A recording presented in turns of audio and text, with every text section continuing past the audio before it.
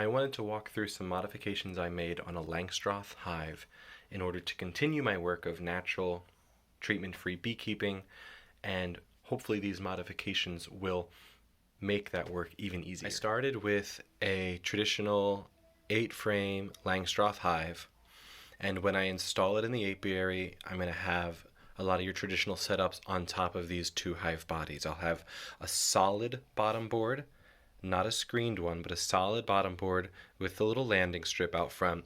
I'm going to put an inner cover, and I'm going to have a typical cover, outer cover for the hive.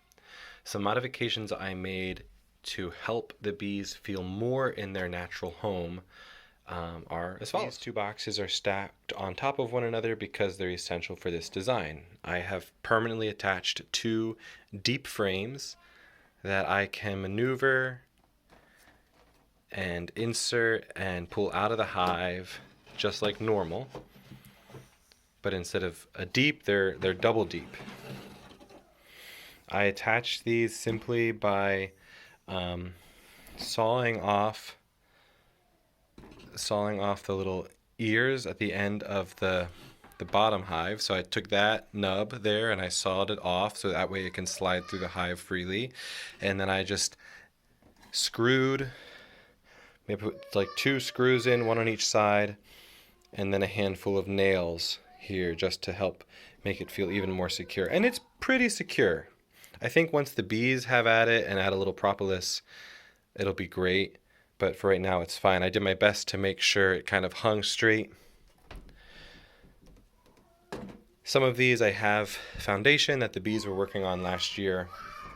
And some of these in here I've left foundationless, or I've left with, I started them foundationless last year, and I let the bees continue that. So here's an example of a partly foundationless hive.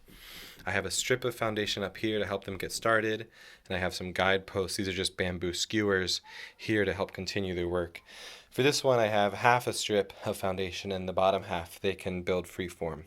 I've tried to put them in the box about like every other. So I have a frame with lots of foundation sitting on either side of a frame with very little to no foundation. So foundation, and then this one would be foundationless. That way, the foundationless frames, bees will still be guided by the foundation on either side of them, and they'll still help build a straight frame down. Another thing I did was on the inside of each of these boxes, I scratched them up as much as I could. Each of these grooves, the bees will start to fill with propolis, and that is really great for them. It's an immune boosting thing. It helps prevent disease in the hive. There has been research done on this. I think it started as kind of like just an urban legend, but there has been research. I've read some papers, and they seem to be confirming that this does help the hive a little bit. And the idea is that this is a little bit more natural. Their natural environment is the inside of a hollowed out log, which is not smooth at all. And so they put the propolis to smooth it, and the propolis also helps them fight disease. So my plan here is when this eventually makes its way out to the apiary, this will be its permanent brood box. So they will have these 2 8-frame deep boxes to do with whatever they want. I won't be harvesting any honey out of this, and I'll only be going into this brood box once, maybe twice a year. In the spring, just for a formal checkup to see how they're doing, and maybe if I feel like it, I might go in near the end of summer to check to see how their stores are.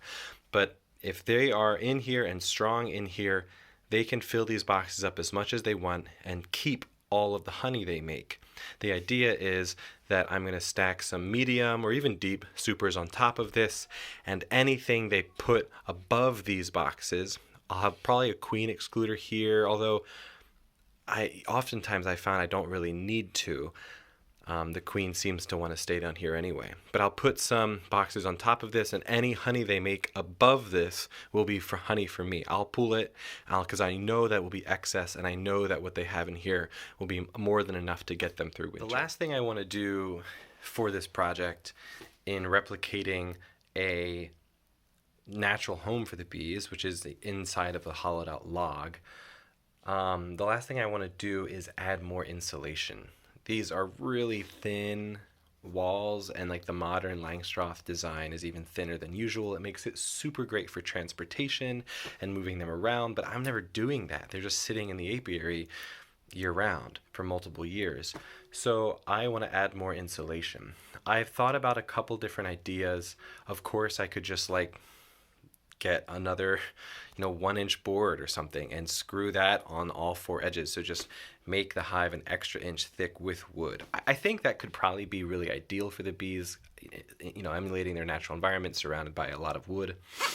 It just seems hard to me, and it makes the boxes really heavy, which I do have to move once in a while. So the thought I'm playing around with right now is buying a hive wrap and wrapping the beehive with actual like insulation and letting it be wrapped year round. I want to mess around with that some. I think some people are like, oh, the insulation in the summer will cook the bees, but I think it will help them insulate the other way. Like it prevents the hive from heating up so quickly because it'll be insulating both ways. It'll prevent the hive from heating up so quickly in the summer and cooling down so quickly in the winter. So I'm going to toy around with that and let you know how it goes. But anything you can do to replicate the bees' natural environment in a log hive, it would be great for them and would go along. Log hives are often very deep, so we have a double deep frame.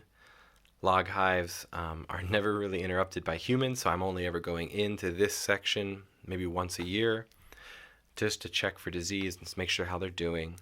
Log hives, the insides are roughed up, so I roughed up the insides of these. In logs, they're really insulated. They're really well insulated year round, so I'm going to try to emulate some of that too. I think an even more ideal way would be to just ditch the Langstroth design to begin with and actually to work with log hives for bees. There are some legality questions about that right now in the United States, mainly around the ability to go into the hive and check for disease, which is understandable. Like if your bees are dying from a disease like American foul brood and then spreading that to other hives, that sucks for everybody. So it benefits the beekeepers and the bees to be able to go into the hive and look for that. I think another option might just be to like set the bees up for great success so they aren't constantly plagued by these diseases.